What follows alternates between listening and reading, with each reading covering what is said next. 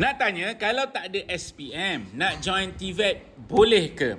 Sebenarnya saya kerap dapat persoalan ini. Ada DM, ada yang juga komen. So, saya ambil soalan ini untuk saya jawab dalam bentuk video. Dan tolong save video ini, kongsikan video ini kepada kawan-kawan anda yang mungkin tak ada SPM ataupun gagal SPM.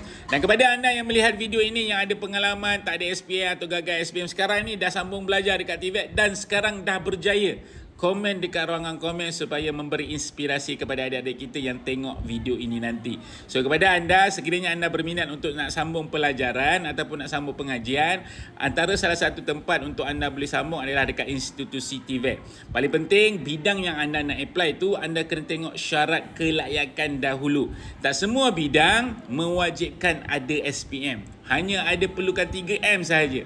Boleh membaca, boleh mengira dan menulis. Itu adalah salah satu syarat wajib untuk mana-mana bidang sekiranya anda nak apply. So, kepada adik-adik kita yang tak ada SPM ataupun gagal SPM, itu bukan bermakna anda gagal selama-lamanya.